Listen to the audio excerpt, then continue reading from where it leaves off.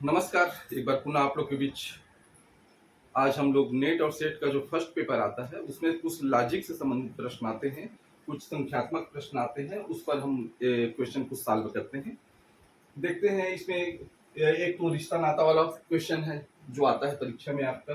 दूसरा एक कोई श्रृंखला दे दिया रहता है, सीरीज दे दिया रहता है, उसका अगला नंबर क्या होगा, ये अल्फाबेटिकल वाला देता है। एक दूसरा नंबर सिस्टम रहता है सीरीज में ही कि सीरीज का नंबर सिस्टम में अगला संख्या क्या होगा, और ये मिक्सअप रहता है दोनों।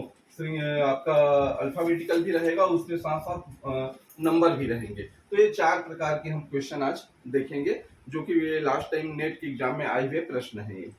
चलिए देखते हैं इसको सॉल्व कैसे कैसे करते हैं। देखिए पहला दिया है आपका एक रिश्ता नाता वाला प्रश्न है। ये है आपका ए बी की बहन है, एफ जी की पुत्री है, सी बी की माता है, डी सी का पिता है, ई डी की माता है। तो ए का डी से क्या संबंध है, ये एक प्रश्न है। अब ये इस प्रकार के प्रश्न को सॉल्व करने के लिए आपको एक चित्र बनाना पड़ेगा इसका, ये जो रिश्ता नाता का है उसका, तभी ये सॉल्व हो पाएगा। देखते हैं, सबसे पहले दिया है ए बी की बहन है। देखते हैं ए का संबंध बी की बहन है बोल रहा है, मतलब बी कहीं यहाँ पर होगा, तो इसको हम ऐसा इस प्रकार जमा लेते हैं। तो ये क्या है, बी की, इसकी बहन है ये बहन, तो इसको हम निशान लगा लेते हैं, ए बी की बहन है। ये हमने एक तीर के निशान से बता दिया कि ए बी की बहन है। दूसरा बोल रहा है एफ जी की पुत्री है, तो एफ और जी तो यहाँ पर कनेक्शन नहीं दिख रहा है, इसको छोड़ते हैं। उसके बाद देख रहे हैं ए बी के बाद सी है, बी की माता है, सी है बी की माता, तो सी बी की माता, तो ऊपर कर लेते हैं इसको। ये सी है, ये बी की माता है, ये सी है, ये इसकी माता है, बी की माता, बी की माता है, सी बी की माता है, हो गया। उसके बाद डी है, सी का पिता है, तो डी और सी में मिल जाएगा हमको, सी और डी में। ये क्या बोल रहा है, डी है सी का पिता है, इस सी का ये पिता है, तो ये पिता हो गया ये।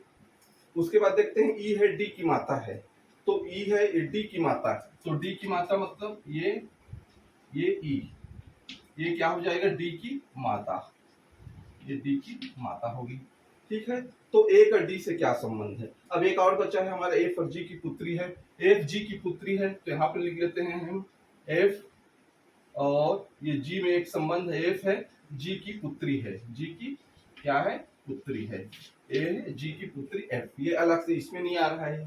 तो अब देखते हैं ए का डी से क्या संबंध है, मतलब ये ए और ये डी का क्या संबंध है ना? तो इसको हम लोग देखते हैं इस प्रकार से, ये क्या संबंध होगा ए का डी से संबंध। तो ये देख लो, ये क्या है, यहां से अब देखते हैं संबंध में, बी, ये दोनों भाई बहन हुए, ए और बी क्या हुए, भाई और बहन, ये भाई हो गया और ये बहन हो गया। अब यहाँ पर देखते हैं माता और पिता, इसके माता पिता ये हो गए, तो यहाँ से ये है चूंकि बी इसकी बहन है, तो ये भाई बहन हो गया। मतलब यहाँ पर अब ये हो सकते हैं कि जो है पिता है डी, डी है ए की माता ई है ना, ये डी है, तो डी पिता हो गया। ठीक है, तो यहाँ का जो ए का संबंध है वो ये पिता है, तो ये लड़की है, बहन है इसकी, तो ये हो जाएगा इसका जो ऑप्शन के अनुसार है, ये पोती, ऑप्शन के अनुसार हो जाएगा ये पोती। जो उत्तर में दिया है देख लो, ए पोती, बी बेटी, पुत्रवधि, ये बहन, तो ये आपका पोती, ये हो जाएगा इसका आंसर। जो ए और डी में संबंध है वो पोती का है। ये हो गया पहला वाला प्रश्न। दूसरा प्रश्न देखते हैं हम, इसी प्रकार सॉल्व करना पड़ेगा आपको चित्र के माध्यम से इसको। दूसरा प्रश्न दिया है कि एक श्रृंखला दिया है वाई ई बी, श्रृंखला दिया है वाई ई बी, उसके बाद दिया है डब्ल्यू एफ डी, फिर दिया है यू एच जी, फिर दिया है एस के आई। अगला पद क्या होगा, अब देखते हैं अगला पद क्या होगा। एक क्रम देख लेते हैं, इसमें क्या क्या क्रम है। यदि हम सीधा सीधा इसको देखते जाएं, पहले अक्षर को यहाँ पर देखते हैं, ये हो गया पहला और अंतिम अक्षर हम देखते हैं, क्योंकि पहला और अंतिम अक्षर से हमको ये पता चल जाएगा। यहाँ पर देखते हैं वाई है, तो ये क्या है, डब्लू है, तो वाई और डब्लू में क्या संबंध है। देखो अल्फाबेटिकल में आप लोग जाएंगे तो X Y Z U V W, W X Y, W के बाद X आता है, फिर Y आता है। तो ये इस क्रम में चल रहा है, इधर से तो चले तो W फिर X फिर Y, मतलब एक के बाद ये Y, एक कम है इससे। UVW, UVW ये भी एक कम हो रहा है, माइनस हो रहा है इधर से। तो STUV, STU इधर भी एक माइनस हो रहा है, इधर से चलेंगे तो STU। इसी प्रकार यहाँ पर क्या आना चाहिए, पहला शब्द तो S के बाद हमारा इसके पहले वाला क्या आना चाहिए, तो S के पहले आ जाए QRS ऐसा आएगा। तब तो एक के पहले आपका STU, एक के बाद आएगा Q के बाद R फिर S, तो एक के बाद S आ रहा है, मतलब यहाँ पर क्या आएगा, Q आएगा। तो Q देखते हैं दूसरा ऑप्शन में कहीं पर है, हाँ तो Q दो में है, B और C में, B और C में तो Q है, मतलब ये दोनों ही इसका उत्तर होगा। तो लास्ट वाला हम लोग, ये पहला वाला पार्ट हम पा गए कि पहला वाला आपका Q होगा, ये पहला वाला हो गया आपका Q।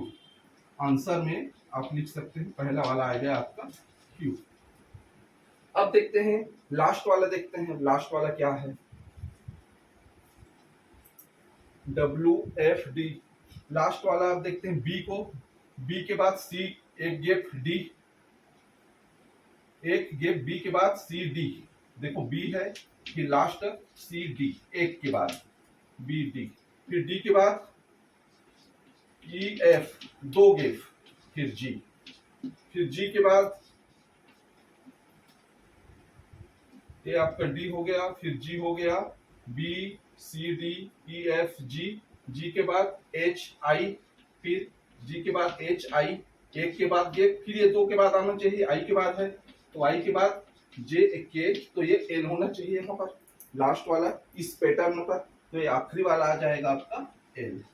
अब देख लो इसमें प्रश्न में आपका L कहाँ पर है इसमें से, तो ये देख लो आखिरी वाला L यहाँ पर है, Q के बाद L, तो ये इसका सही उत्तर होगा, मान के चलिए आप, क्योंकि ऑप्शन कौन सा ये सही उत्तर। अब देख लेते हैं बीच में O कैसे आता है, उसको भी देख लेते हैं हम लोग O, तो ये E फिर F, E F, फिर F के बाद H, F के बाद G H, एक के बाद ये तुरंत अगला वाला है, इसके बाद एक प्लस है G, F के बाद G H आता है, F के बाद G H, फिर H के बाद फिर एक आता है I, H के बाद तुरंत I है, I के बाद फिर एक के बाद आपका आएगा J, H के बाद I और एक H के बाद आपका यहाँ पर F, फिर एक के बाद F G, H आ गया, H के बाद I J, दो गैप है, I J के बाद K आएगा, K के बाद तीन गैप आना चाहिए, तो J के बाद K के बाद L M N, तीन के बाद आएगा आपका O,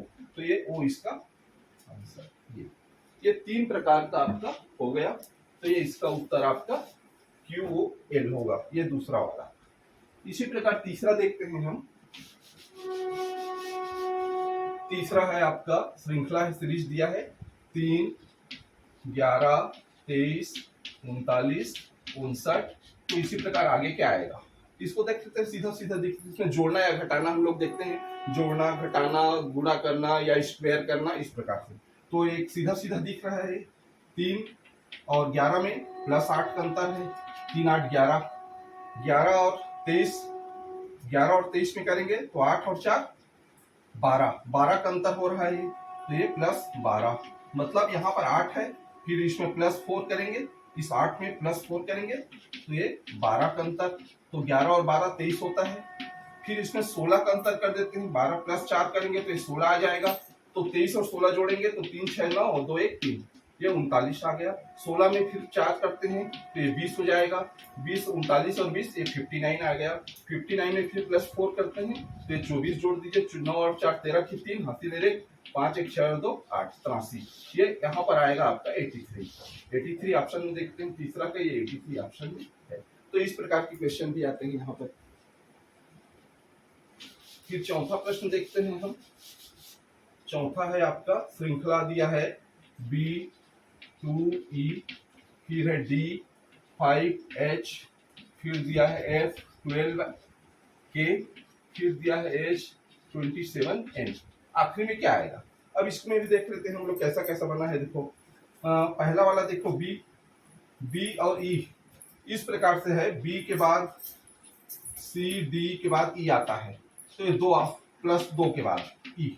यहाँ पे देखो डी है, डी के बाद ई एफ जी फिर एच, ये 3 आता है, 3 के बाद एच है।